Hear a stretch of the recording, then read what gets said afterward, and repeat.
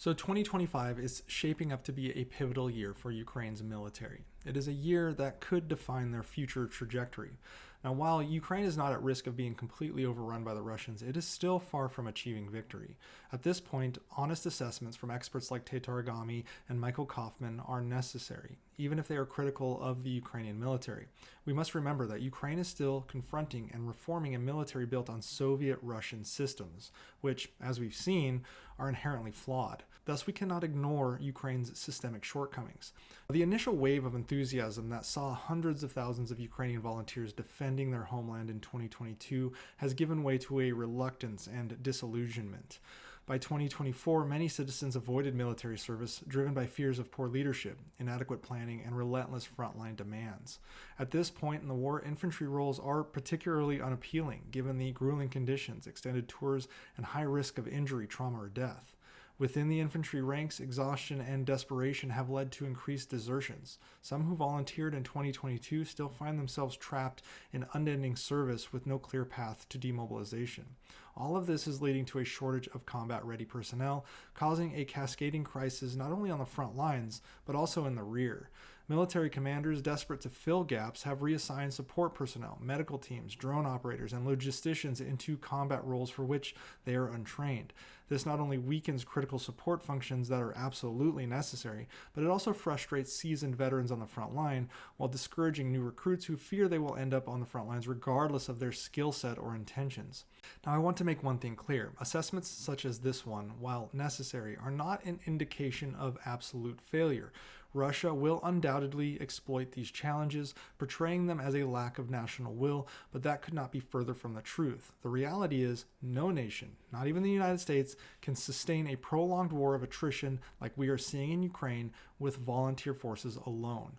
The problem for Ukraine is they have delayed implementing mandatory service, also known as a draft or conscription, which has compounded the issues and allowed systemic inequalities to flourish. Within Ukraine, we still see the wealthy and well-connected evading service, a pattern observed in the past in the United States during conflicts in Vietnam and Korea. Who would have thought there would have been such a national crisis of bone spurs during the Vietnam era?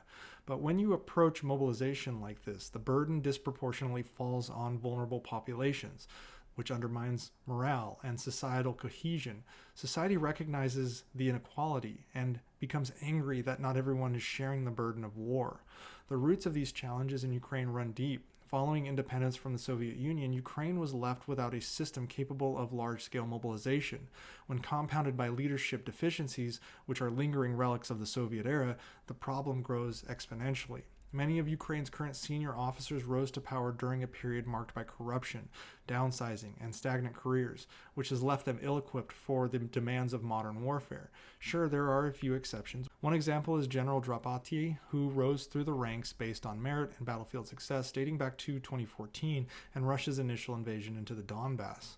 Leaders like him demonstrate the need for a reformed military hierarchy that prioritizes its own survival over a good old boy system. Underperforming Soviet-era generals must be replaced. Competence, innovation, and accountability need to form the core of a performance-based evaluation system within their military. Furthermore, given the conditions frontline infantry soldiers face, reforms to incentivize their service are also necessary. This includes fixed terms with guaranteed demobilization and meaningful additional benefits. Concerns that such measures might lead to a mass exodus of soldiers overlook the reality that desertions are already a significant issue, with some units experiencing desertion rates of 5 to 10%. A more sustainable approach would allow soldiers to rotate out after a set term, reducing exhaustion and preserving morale. Leaders could then manage the attrition and reconstitution rates in a more controlled manner, and fighters could see exactly what they're fighting for when they go home for brief periods of respite. Structural reforms within the Ukrainian military hierarchy are also necessary. Ukraine currently relies on the brigade combat team model, which the United States used successfully in the Middle East. However, the European theater is vastly different. Ukraine needs to consolidate its brigades into divisions and corps rather than spreading resources thin by forming new brigades in a lateral manner. Successful units like the 3rd Assault Brigade should serve as models for scaling division and corps level command and control. This approach would preserve cohesion, provide clearer paths for soldiers' careers, and align temporary command soldiers under permanent divisions, enabling better coordination and strategic decision-making. Western militaries learned in World War I and World War II that such a command structure is the most effective on a battlefield like we're seeing in Ukraine. Something I've had personal experience with is the Ukrainian training system, having trained Ukrainians in Germany. Unfortunately, there have been continued reports of rushed and inconsistent training due to the demands of war. The lesson that Western militaries learned from World War II was that rushed training, leading to bad muscle memory, is almost as detrimental as no training at all. It leaves soldiers ill-prepared for combat, undermining battlefield effectiveness and public confidence, all while the soldiers believe they are trained when they truly are not. Ukraine needs to create training centers of excellence modeled on proven international systems that provide consistent, high-quality preparation for troops.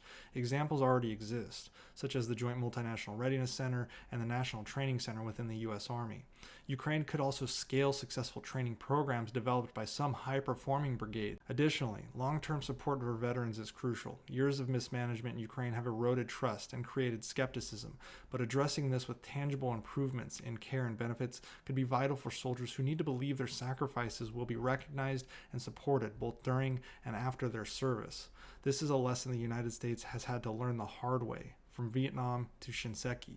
While the U.S. system is far from perfect, it remains the best in the world when it comes to supporting veterans. For Ukraine, it will be critical to reform its leadership, improve its infantry conditions, restructure its military, overhaul its training, and support veterans. These are monumental tasks that will take time, and I fully understand that they're trying to do this in a full-scale war, but it is essential they are addressed immediately. Finally, it is important to remain clear-eyed about these realities. Highlighting Ukraine's struggles does not undermine its ability to defeat Russia.